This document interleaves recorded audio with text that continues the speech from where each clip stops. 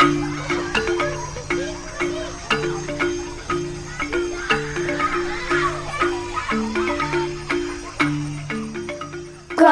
up weird. Hi, I'm Dr. Greg Dickens. And I'm Dr. Gwen Bradbury. And you are listening to Growing Up Weird, which is a podcast all about the science of how Western upbringings influence our long-term health and what we can do about it. This here is episode 9. So Gwen, what is episode 9 about? Today, Greg, we're talking about premastication, which is how parents all over the world get food into their babies. Well, I've read the article and I'm looking forward to finding out more. But first, shall we do some news? Yeah. Good. For anybody new to the show, every single time, almost every single time, most of the time, we read some news that is relevant to the topic of how growing up affects long-term health, trying to find you the freshest, most interesting papers that still have any sort of credibility to them. And this week is no different. So Gwen, you want to go first? Yeah, absolutely. What have you got? What's your paper? What's your news? So my paper is on obstructive sleep apnea. OSA. OSA. And it kind of slightly blew my mind, Greg. So I'm just going to ask you, if I say OSA, what do you think about? I think of the Office of School Administration, but I know we're not talking about that. We are talking about obstructive sleep apnea. We're talking about being old and having your tongue or soft palate fall back into your throat when you are asleep because you're sleeping on your back and your tongue is too big for your mouth probably. It falls back, stops you from breathing, decreases your chest pressure, making it harder for your heart to pump blood around your body, making your heart work harder while it's asleep. Not very good for your heart in the long run, not very good for you in the long run, and probably wake you up going as if you've just had a nightmare, but you can't really remember having a nightmare. And you can do that, hundreds of times each night? Yeah, absolutely. Sounds horrible. Yeah, absolutely. And I guess what surprised me is that I see it exactly as you described it, as very much a mechanical problem, right? Sure. And the paper that I read this week was a review of many studies looking at the role of the gut microbiome. What? No, in obstructive sleep apnea. And this is a really tricky one because, as Greg and I know, basically anything that changes your body changes your microbiome. If you are stressed, if your blood pressure varies, if you are worried and your diet changes, there are so many factors that affect your microbiome. We know that it's extremely hard to pull out causality from correlation with these changes. But what this review suggests is that there are microbiomes that increase your risk of suffering from obstructive sleep apnea. How have they made it? Yeah, I know. So I'm talking about this one because I am not wholly convinced by it because I just feel, I just saw the first bat of the year behind your head, which is pretty cool. Out in the garden, folks, not inside. I would be more surprised if that was the case. Especially as a vet with rabies. Anyway, You're a vet I'm not with a vet rabies. with rabies. But yeah, so what it suggests, though, which I do have more faith in, is that the sleep disruption that is caused by obstructive sleep apnea affects your intestinal barrier. So people who have obstructive sleep apnea are more exposed to the microbes within their gut. So they have higher levels of systemic inflammation, which is not just caused by the stress, which is what I'd assumed it was, but is also caused by the fact that your gut is more leaky. Okay. And furthermore, they suggest that some of the consequences, including the cardiovascular disease, hypertension, etc., are not just because of the pressure changes. Are not just mechanical. They're not just because of the pressure changes, that they do indeed seem to be mediated by the microbiome. Twin correlation rather than both caused by similar things. Yeah. Or one not causing the other, both being caused by something else. Yeah. I hate it when that happens. Yeah, and so I'm not sure. I'm not quite sure I buy the entire causal argument, but I can certainly see that there is a role for the microbiome, and maybe, my closed-mindedness with a few more papers will be slightly more opened. But I think what it really highlighted to me, and it's something that we've talked about in many different situations, is that so many of our diseases that we suffer from within our culture have an inflammatory component. Mm-hmm. That if you are suffering from literally any disease, it is worthwhile making sure that the diet you eat is as supportive of the bacteria that are not going to cause a massive, like such a big immune response if they end up in your body, right? So having high fibre, having very little added sugar, all of these things should hopefully give you a microbiome that is not contributing to the problems that you are experiencing elsewhere. You've heard my microbiome training analogy, right? Go for it. Well, this is the if you're a meat eater, you are training your microbiome to eat meat. That's the whole, that's what you do. Thing is, you're made of meat. Yeah. And various studies and just straight up logic dictates that if you train your microbiome to eat plants, when you yourself are not a plant, they are less likely to be able to eat you. And this is borne out by lower peri-gut inflammation caused by vegetarian and vegan diets. I myself am not a vegetarian because I don't have the willpower. I wish I did. I wish that I was a vegetarian just from the inflammation effects. Yeah, and I think though, you don't have to be vegetarian to get the benefits. You just have to make sure that meat is intermittent. Sure. So you're not creating a microbial population that is mostly carnivores, right? Yeah. You want predominantly herbivores, and occasionally you put a little bit of meat in to just sprinkle it on those few carnivores you still have remaining. Just to confuse the hell out of them. Yeah, it's diversity. It's all good in that respect. But that's a really good point. I hadn't actually thought of linking it to the plant microbiome. It just reminds me of, we always come back to Michael Pollan's 3 things. Eat food, as in stuff that you recognise. Not too much. Mostly plants. Yeah. You're like, damn, it does keep coming back. It's very pithy. We are definitely not keeping to time for this episode. Oh, sorry. Oh, don't be. This is great. What was yours? I do want to hear yours. Yeah, absolutely. I worry that mine pales in comparison slightly to yours. Mine's bio-heavy. What's yours? Mine is tech-heavy. So there was a study released. It was launched to the world's hungry media. No, it was published on the 6th of April. Missed it for a couple of weeks, but it has now floated to the top of the pile in the Journal of Children and Media. Oh. Yeah, where you can understand why that was set up. Yeah, it's been a thing for a decade now. It's very interesting. Anyway, the University of Arizona has 2 researchers, Garibay and Lapierre, who basically have kids, sent their kids to the grandparents, came to pick up their kids, and the kids were watching TV, and they're like, come on, folks, you know better than this, you raised us better than this. And then they spoke to their friends, and their friends all said, yeah, it's the exact same. Whenever we pick up our kids from our parents, they're always watching TV, or playing on the phones, or doing whatever it is youth does nowadays. So this led them to do a study. They did a survey of 345 grandparent households, so either 1 or 2 grandparents that looked after kids. And the survey response said 49% of the time, on average, that the grandchildren were in the care of the grandparents was spent watching a screen. 49%? Yeah. So they go for a day and they spend 4 hours in front of... Yeah, so the average stay of kids with grandparents was 7 hours. Okay. Half of that is 3.5 hours. 3.5 hours of screen time. But what I think is really interesting here is that surveys underrepresent. That's widely acknowledged. If you are surveyed on how much you're letting your grandchildren watch TV, you are going to underreport. The other thing is that America's kind of returning to its, as I said, University of Arizona, these are American grandparents. America's returning to reliance upon grandparent care. Yeah. It always used to be the thing, up until the 60s or so, that kids would go and stay with their grandparents while their parents worked. Sure. Especially once things started becoming 2 parents working.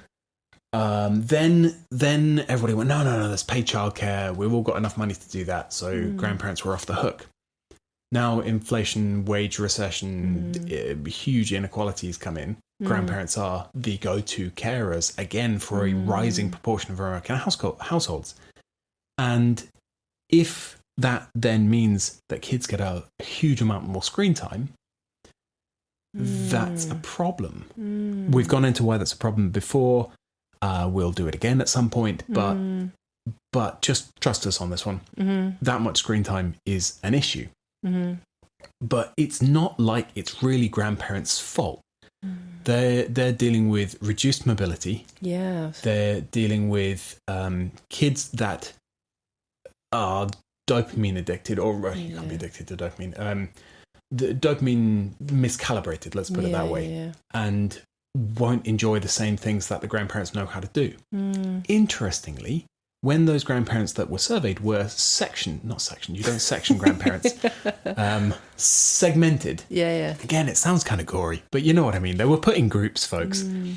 Those groups that classified themselves as tech savvy, knowing more about devices, how to use them, etc., were the ones that had by far the least time letting their grandchildren. Yeah, so that's fascinating. Oh gosh, but a lot of grandparents really aren't tech savvy, so that plays into it. That pushes you more towards thinking it's absolutely fine. Let's not worry about it. We don't really know what's on these things, so just go for it. Anyway, so a little bit of a time bomb there. If America is going to push its working age people towards letting their kids be looked after by retirement age grandparents, this is going to be a thing. And if the UK and other weird countries follow the same route, it's going to be a thing there too. There's nothing unique about Americans, despite what they keep telling us. Oh, I just feel really sorry. I feel really sorry for the grandparents. You can kind of see how it happens as well. There are so many elements of our culture that you're like, all right, let's just put them in front of a screen. Yeah, the stereotype's not culture, that it's happening at the grandparents, is it? Yeah, exactly. The grandparents are where they're meant to go and play on yo-yos and whittle things. Yeah, learn all the skills. Yeah. Wow. Okay. Oh gosh, that was an eye-opening one. Thanks, Greg. Talking of learning all the skills. Let's hear more about premastication, which, having had a quick Google while I was chatting, is a skill. Yeah, it very much is a skill. So premastication is what basically every parent throughout history before the advent of blenders used to do to enable young children to start eating solid foods and join in with eating all of the different foods that a culture typically eats. So there's this really interesting thing about child development in humans. It's very different from other mammal species in that human children from about the age of 6 months have requirements for nutrients that are not met by breast milk alone. So that's typically that's predominantly iron, but there are the body is adapted to start diversifying its microbiome at around that point. Children start to put food in their mouth. There is a clearly very strong drive and need for those babies to start eating more solid food. But they don't actually grow the teeth to be able to do that until about 18 months. So you have this year or so where children need to be eating solid foods, but they can't eat the range of solid foods that their parents are eating. And so there is a need for foods to fill that gap that a child can move and swallow and eat without teeth. Sure. I mean, they've got teeth, right? They just don't. What is it? The problem here is lack of molars. Lack of molars, yeah. Interesting. So they can for bite. Anybody who's not a dentist, they've got their choppy teeth at the front. They might even have their stabby teeth next to them, but they don't have their mashy teeth at the back. I've never before divided teeth into those groups. Choppy, but it is stabby and great. mashy. Choppy, stabby and mashy. Have you just come up with that, or is it literally? Oh, good, great. It's off the top of my head. I didn't know if you just look at our children and like, oh look, I think There one are of their 3 stabbies children. are wobbly. 3 children, choppy, stabby, and mashy. She is a bit mashy. Anyway. Okay. So I'm seeing a system, an evolved system that requires parental care and requires pre-preparation of food. Yeah. So let's say the mechanics of it. Sure. What is the process? So the process that we have done for many generations since the start, probably since well before we were actually humans, is that I don't know. Actually, you're now going. When did this weanling's dilemma is what they call this year? Yeah. So the monkeys I used to work with don't have have to do this. Interesting. They do it. Okay. Some of them do it, but they don't have to do it. I wonder if this is a thing that comes with the brain size to deal with it. Yeah, interesting. Anyway, before we get too distracted into anthropology, primatology, all of that, what most human cultures, well, all human cultures have done for most of our time as humans, is that the caregiver chews food and gives it to the baby, either mouth to mouth, which I suspect was historically more common. Hand to mouth is also another way to transfer that food. But so the parent takes some food, chews it, and gives it to the baby. So I've actually heard that mouth to mouth transmission of food after premastication might be the origin of why people kiss. Yeah, you told me that. What was the rationale for that? What was the suggestion? That you know, I can't remember, it was years ago, but the core of it is if you are used to feeling a need to put your lips against somebody else's and then feeling intensely grateful, it might have the sort of emotional baggage that then becomes a partner thing instead of a parent-baby thing.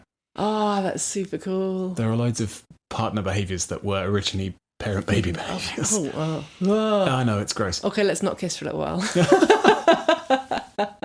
Wow.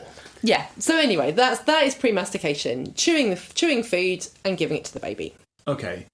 I can see that that's not what we do around here. Mm-hmm. We have other systems. We have baby-led weaning. We have spoon-fed weaning. Mm-hmm.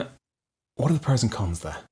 So the way that we meet this year-long need for more processed food, I say processed in the loosest possible way. It can be processed by teeth, can be processed by machines. But the way we meet this need for a year of more processed food in weird cultures is typically through one of two routes.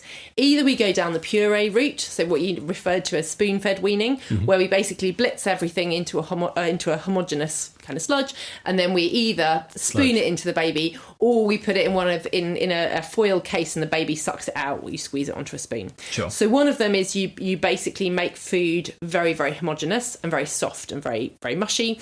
The other approach is baby-led weaning, where you provide the infant with foods that an adult would be eating, but without necessarily any more preparation other than usually cooking, sometimes cooking. Okay, I'm seeing pros and cons to each of those, right?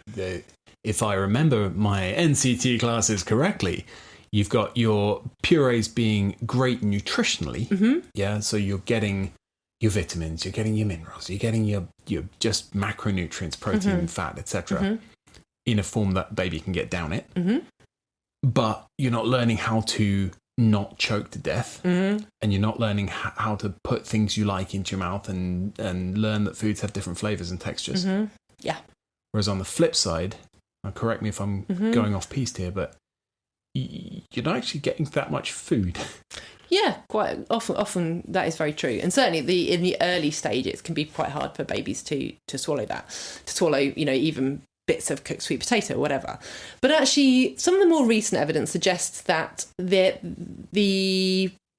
were big concerns about whether or not babies were getting enough nutritional value, but actually it seems to be that babies quite quickly get to a point where they can get quite a bit of nutrition from the baby-led weaning. So that is no longer such a concern. Okay. And obviously the baby assumes, or the baby is evolved to be eating these foods alongside breastfeeding. Sure. So if we don't mention breastfeeding here, we are doing a disservice. Babies are not evolved to breastfeed for 6 months and then stop breastfeeding and then go on to different prepared just foods. Raw carrots. Yeah, absolutely not. So what the breast milk does in that 18-month period, well, and beyond, because the WHO says we should be breastfeeding for at least 2 years, but in that period, the mother's breast milk helps to modulate the microbiome, helps to the baby to adapt to different foods. It helps to change the baby's immune response to a whole load of things. But it's all of these different weaning strategies are evolved to be alongside still consumption of quite a lot of breast milk. Okay. A safety net. A safety net, yeah, absolutely. Okay, so that's how we do it in the West. Those are the comparisons there. What's the comparison to premastication? So both as you said, there are pros and cons to both of the both spoon-fed weaning and baby-led weaning. But one of the things that neither of them does is help the baby to manage small, hard particles of food. So let me explain a little bit what I mean. when we are, as soon as we start to have the molars to be able to eat raw vegetables, to be able to eat nuts, seeds, all of those kind of things, we need to have the skills to chew them up with their molars and then move those smooth, hard particles around and swallow them. So that is a skill set that we need to develop. Now, It's so weird thinking about that as a skill set. It's funny, isn't it?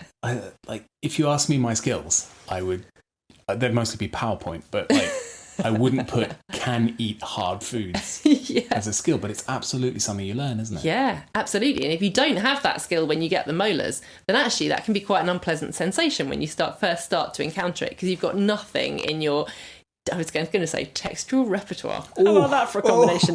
Nothing in your textural repertoire that enables you to cope with those sensations. So part of it is that if you puree foods, you end up with lots of small, soft, very similar particles, if you get many at all, because often it is really very, very fine.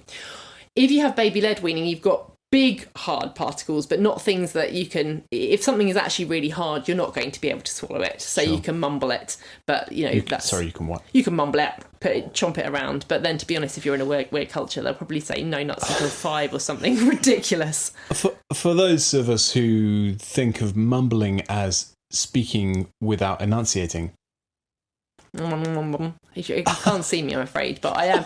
Come on, everyone who's given food to a baby has seen a baby mumble food around their mouth, blah blah blah blah blah, and then out it comes. All right, fine. I don't know. Do you have a better word for it? What would you call it? I guess I hadn't really thought that word could be used about putting things into the mouth, not just letting things fall out of the mouth. Fine, I'm sorry. Mumbling. Got it. Mumbling. Yeah. So one of the things that premastication enables you to feed a baby a much wider range of foods in different stages of processing. So, for example, a baby who is doing baby-led weaning can be given a raw carrot. Mine used to love it, especially when they were teething.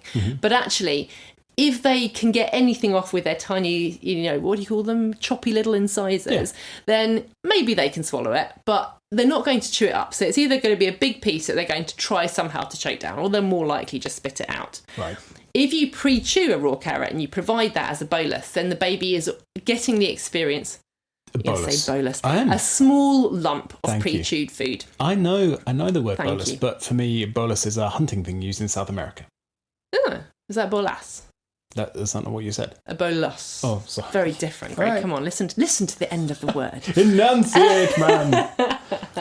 So yeah, if a baby has some carrot that its parent has chewed up, then the baby has the practice of moving around lots of different small pieces of hard carrot. And I think one of the things I found interesting when we did a project on what stuff looks like when you swallow it, it's really surprising how diverse the sizes of the particles in the thing you swallow, and actually how big some of them are, and we just swallow routinely.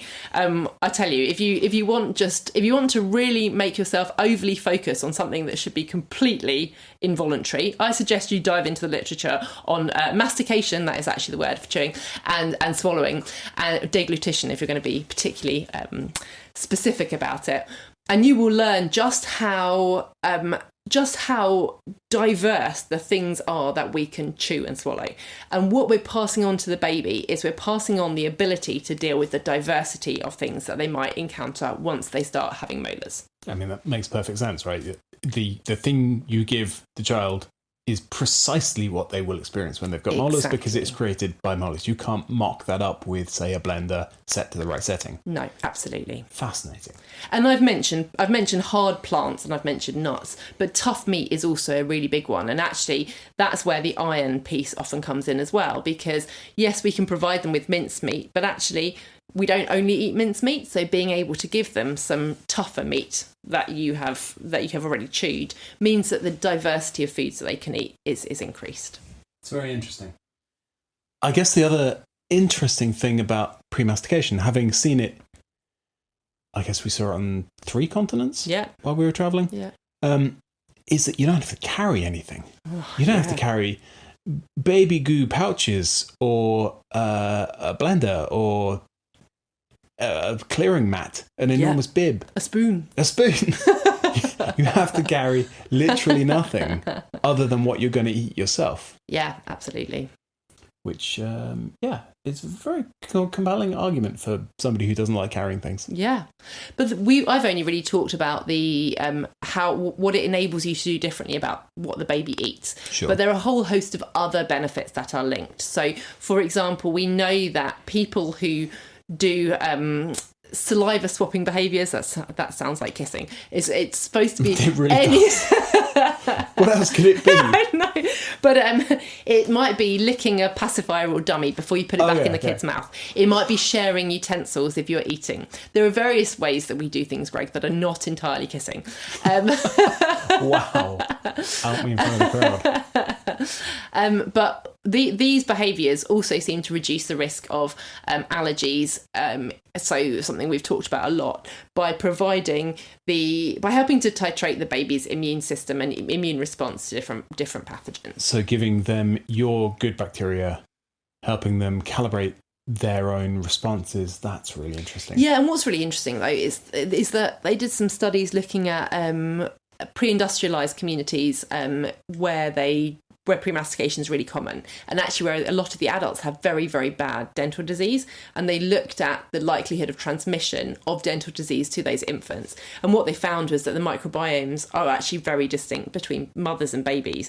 So they don't know whether it is that the kind of microbial niches of the babies are not well set up to take on those dental disease links, the dental disease microbiomes, but certainly the premastication didn't seem to increase the risk of dental disease. And actually in other studies, premastication seems to be protective against dental disease, to researchers' great surprise. Fascinating. So you really are training the immune system by offering epitopes rather than modifying the microbiome by preceding it. Yes, that's what it looks like. And also the microbes that are transmitted are likely to be weakened to a certain extent by compounds in the saliva as well. So it's not quite like because there are a lot of antibacterial and antimicrobial peptides. Fascinating. So and so there's definitely an immunological benefit here. And we should also say the other side, which is that there are potential risks. Sure. So you can transmit HIV through premastication. The risk appears to be lower than with breastfeeding. Breastfeeding is recommended, but certainly... Okay, so breastfeeding is still recommended despite the risk. If you have HIV, despite the risk. And the risk is lower with premastication. So we would expect it to still be recommended? So it's not recommended. So the WHO doesn't endorse or condemn this practice, but it would seem to be if we were trying to be balanced, we'd be balanced here. HIV, the benefits of breastfeeding are very, very, very clear. Yeah. There are clear benefits of premastication, but I would say unarguably less than breastfeeding. Fine, yeah. So then you would tolerate a lower level of risk. So it would make sense probably not to do premastication if you were HIV positive and you had good other options. Yeah, fine. Again, you can transmit cold sores, so herpes virus, that's possible. There's been quite a lot of discussion about transmitting Helicobacter, but actually the Helicobacter history, although it's linked with gastric ulcers, is pretty controversial because only about 15% of people who are infected with Helicobacter get ulcers, and only about 1%, and actually many fewer in certain cultures, especially in Africa, then develop gastric cancer, which is why people typically treat Helicobacter. But for the 85% who are asymptomatically infected with Helicobacter, they seem to have a lower risk of IBD, of allergies, of reflux disease. What? So it is a commensal. It's been around for thousands and thousands of years. So Helicobacter, the bacteria that a guy got the Nobel Prize for proving caused stomach ulcers by infecting himself, getting stomach ulcers, treating himself with antibiotics, losing the stomach ulcers, wandered off to Sweden, and got himself a big old chunk of gold on a string around his neck. Turns out to be a commensal, and only 15% of people get stomach ulcers. Yes. So there's the recommendations is that if you're asymptomatic with Helicobacter, you don't get treated because likely the cost of having the antibiotic treatment on your life is worse than having Helicobacter. Okay, so sorry. Downsides. Let's get back to topic because we're already over time. I'm sorry. Oh, don't be. This is just is so fun. Much fascinating stuff in this. So downsides of let me summarize, if I may. Go for it. Upsides. Yeah. Nutrition. Basically, learning how to use your mouth and teeth and swallow stuff if you're a child. Getting away with not carrying foil pouches, blenders and spoons. And setting up baby's immune system for a lifelong better health. Yeah. And these are all things I should have mentioned that do push for lifelong health. Not choking is an important thing to learn. Sets you up for a better life. Having a lasting immune system is something that sets you up for better life and development. Having better micronutrient nutrition early in life sets you up for better, faster cognitive development and emotional skills and a bunch of other things. And not having to carry spoons is important for your parents' mental health because, you only got so many spoons.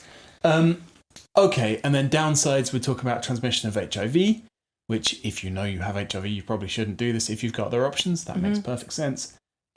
Potentially risk of transferring Helicobacter, but that might not be an issue. Any other downsides? Basically, if you're sick, don't do it. If you're sick, don't do it. Yeah, I think that's solid. pretty easy.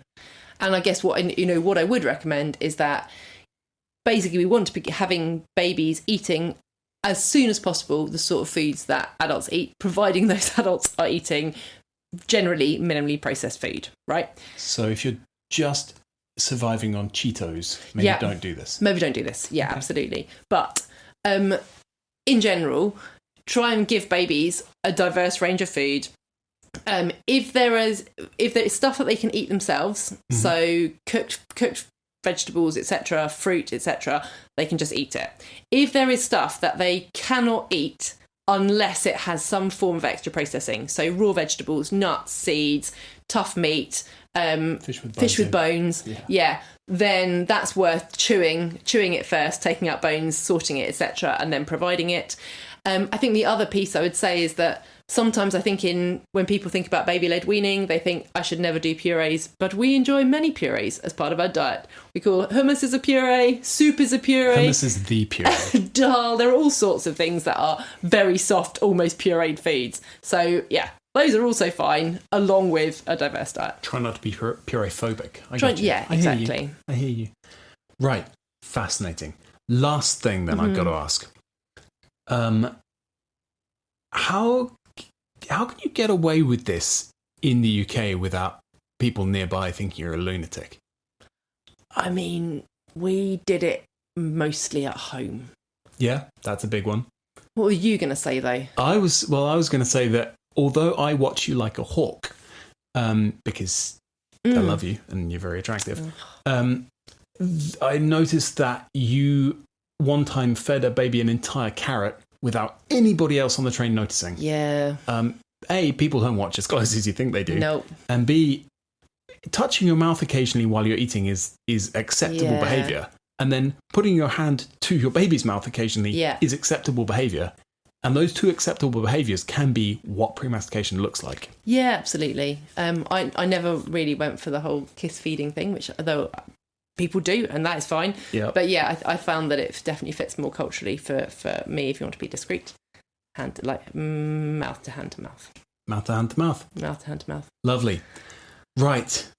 I want to add a very short extra section to this podcast on the request of a listener, which is what I was going to say. You were going to say it. I was going to say go for it. No, it's fine. Oh, well, someone said lots of really interesting stuff here, but I keep feeling, oh no, I've missed the boat on that. So they asked for a section on what to do if the ship has sailed. Now, premastication is one that clearly has a pretty finite time period. But I would say if you've got a kid who is, 18 months and a bit fussy, try this, because actually kids seem to absolutely love having food that someone else has chewed. In general, it's a really exciting thing. It was a way that we always could use to get our kids to try stuff that they wouldn't otherwise try. So yeah, why not try it? To be honest, even if they're older, they'll probably think it's hilarious. I mean, I'm talking older as in 3, not older as in 13. That's pretty weird. But yeah, so certainly try it, especially with food that they're not quite sure about. The other piece that I would say is that even if you've missed the premastication boat and you're thinking, oh, my kids are a little bit picky, I don't know how to help them to become less so. Greg, do you want to talk them through our 2 food rules that we have to make sure that children eat a diverse diet without forcing themselves to overeat? Yeah, I mean, these food rules are so ingrained I can barely remember what they are anymore, but effectively, don't do courses. This whole if you finish your meal, you can have pudding thing from the 1910s, maybe 1920s, is such a driver for people to overeat what's on their plate, right? You don't stop when you're full, because if you keep going, you can have that blissful spotted dick or whatever it is they're giving out in 1910. I don't know, turn of the last century puddings. I'm doing my best. Trifle. Or they do the other thing where they're like, I don't want to have any of this. I don't want to have very much of the nutritious food. Because there's pudding coming. Yeah, right. I got you. So forget courses. If you want to give your child something sweet and delicious, give them a little piece with their food to start with. If they want to start with that, so be it. But it's going to be a small piece and a little piece of veg and a little piece of rice and a little piece of whatever else. And if they're still hungry after that, they can eat the exact same thing again. And if they're still hungry after that, they can have the exact same thing again. And it just doesn't drive them on to overeat, undereat, whatever. And Fine. let me just clarify. When you say if they're still hungry after that, you say you give them a small amount of all the different foods on their plate. Yep. And if their plate is empty, they can have more food. Well, if their plate is empty, that implies they're hungry and they're allowed some more. If what they've done is eaten their 2 favourite things and left the rest, then they're not hungry. At least not hungry enough to have more food. And they don't get any more. Yep. And that's fine, because it's a strong motivator to try all the different types of food. And by try, I mean actually eat, not just put in your mouth, mumble it around. I've learned a word, mumble it about and go, I don't like it very much. Okay, so that's rule number 1. No courses. Mm-hmm. Rule number 2 is, as I just described, you can have more, right? Am I going the right direction with this? Absolutely. Just checking, because these rules are kind of baked into my brain so far that I don't actually remember their rules anymore. Like, the idea of either limiting or forcing more or less food into a child seems barbaric to me, a little. And you don't need to. And learning how to stop when you are full is a lifetime skill that will set you up for better relationships with food, metabolic health, all of that stuff. So yeah, having your food laid out, and then if you finish your food and you want some more, have some more. There is one caveat here that doesn't work with addictive foods. Yeah. If all your biological systems are working well, and you're eating food that is producing a normal amount of dopamine, and the action is producing a normal amount of dopamine, and you've got your ghrelin and leptin and all your other satiety, I'm done hormone loops are working, great. If, however, you are feeding a hyper delicious, hyper dopaminergic, highly sugary probably food, it will be more attractive to keep eating than it will be to stop when you are full. And you're going to have to cut them off at some point. But I hadn't thought about that, actually. Yeah, you're right. We get away with that rule because there's no sugary food in the house. If there was, that rule would not work. Then you get into the whole limiting thing, and are you sure you need that? And then you get into the diet culture and all of that stuff, which I would like to avoid with a very long pole. Can you avoid something with a pole? I'd avoid somebody with a pole. Anyway, right. So yeah, missing the boat on premastication is very easy because it's a short window normally.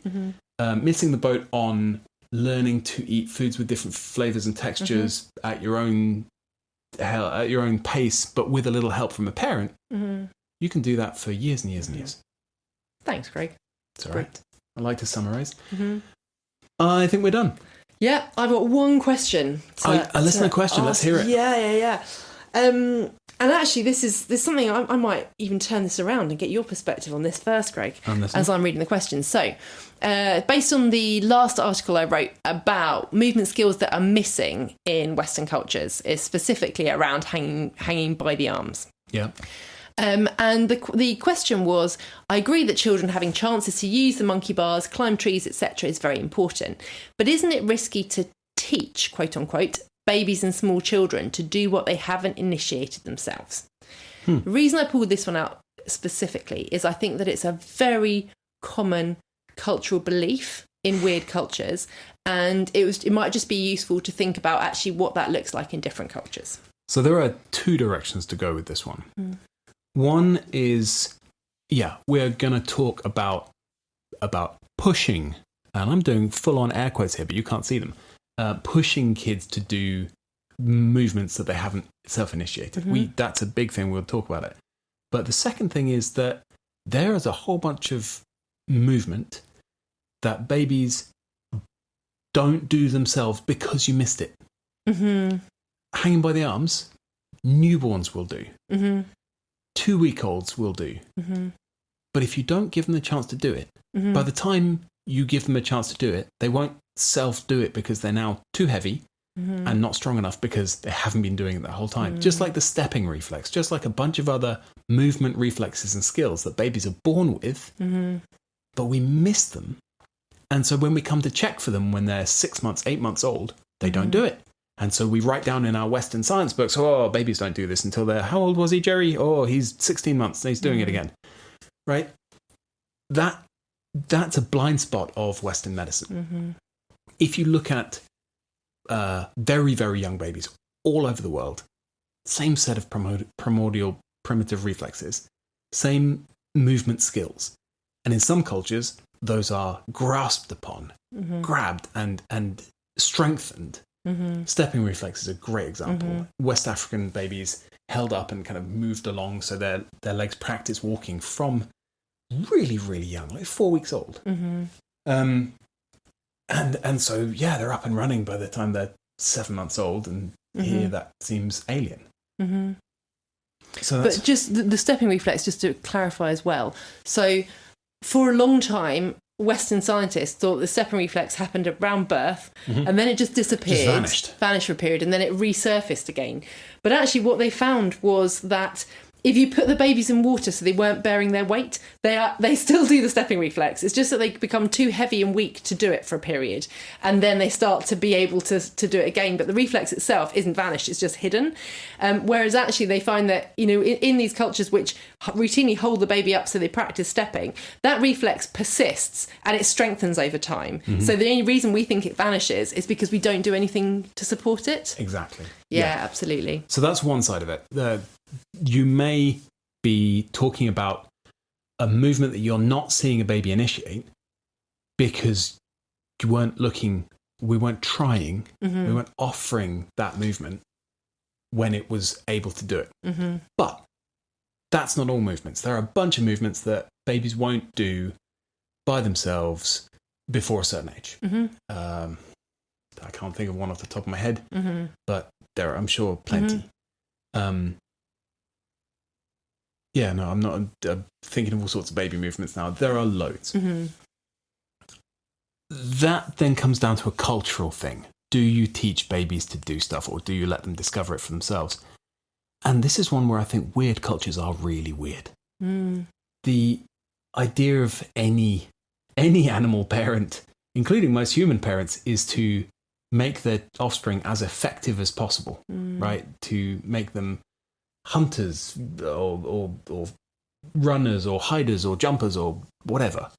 And yet we let human babies just be slugs for a really long time before they start doing stuff. Whereas in other cultures all over the place, babies get a workout. They get taught to do things. They get taught to stand, taught to grip, taught to move their arms and legs. This is formalized in, I've seen it formalized in Nigeria. We've seen it together formalized in Ghana and a couple of other places into a 11-step, 12-step program kind of rituals. Rituals of movement and stretching and standing and strength for tiny babies that lead them into kind of movement skill. It's like being drilled or trained or whatever unbaby-like word you want to use, and is therefore taboo in our culture. But it helps them move well for their entire life at a very minor risk that they find it annoying. And they never find it annoying. They love it. It's really rewarding. It's really rewarding. Yeah. But we're so worried about or maybe it'll be difficult for the baby. We shouldn't possibly give them a better lifelong proficiency of movement because they might find it irritating or upsetting. But basically every country has an education system which is predicated on the fact that you need to teach something, right? It's funny, we have this sort of, it's okay to teach mental skills, but somehow physical skills we don't teach. And then we're like, our children are really not physically literate because we haven't done it when they were small. We don't even do it often. And there are some great people who do, but we often don't do it at all. But it's funny that we have a very binary, not binary, kind of dichotomous view about what you teach and what you don't teach. Yeah. Yes. Have I answered your question? Yeah, that was great. And I also, the only other point I would say is, yes, we might have missed the movement skills, but also sometimes we live in environments where those movement skills are really hard. They're not stimulated in the same way. So think squatting, because you've got so much on the floor. You've got a kid that always walks on asphalt, there's nothing on the floor to look at. Or, hanging by the arms. Yeah, if you've got loads and loads of tree branches and creepers to swing on, then children do that because they're around. But if you don't have those things, you might not see their lack, but the children just aren't stimulated to move in the same way. There is another way to answer the listener's question. If I remember rightly, it was phrased, isn't it risky? Yeah, risky. So the answer is kind of yes, sometimes. There are some movements that if you haven't done them before a certain age, you don't have the strength to do them without injury. So being picked up by the forearm is a great one here. Kids all over the world are lifted by a wrist. That's how you move a child. A forearm. Well, yeah, sorry, a forearm. Yeah. But when your forearm is only 4 inches long, yeah, it's true. Then you're kind of grabbing the wrist there as well. Yeah. But you try that with kids in this country, you're going to end up breaking a few arms, or at least dislocating a few elbows, because it's not being done to them before a certain age. Yeah, good point. So I'd say, yeah, in some cases, pushing kids to do movement before they do it themselves could well be risky. Yeah. But those are a small number of cases that you can work out. And there's a difference between doing a movement to a kid, which sounds a bit aggressive. I'm sorry. There's a difference between doing a movement to a kid and encouraging them or driving them to do it themselves. Yeah. And I think encouraging or driving or motivating a child to do a movement themselves, whether it looks like training or drilling or a workout, is not a bad thing. Yeah. Whereas picking a child up in a way that their body is too heavy and not strong enough for could injure them. Yeah. But again, if you can train them into it, go for it, because you'll improve their shoulder health their entire life. Yeah. Good. There you go. Phew, great. God, some meaty topics today. Yeah, but some of them have been pretty emotive. Anyway, we are way over time because it's an episode filled with so much good stuff. Go back, take notes, learn it. There'll be a test. There won't be a test. You have been listening to me, Dr. Greg Dickens, and me, Dr. Gwen Bradbury. This has been Growing Up Weird, episode 9, and we will see you next time. See you then. Bye. Good night.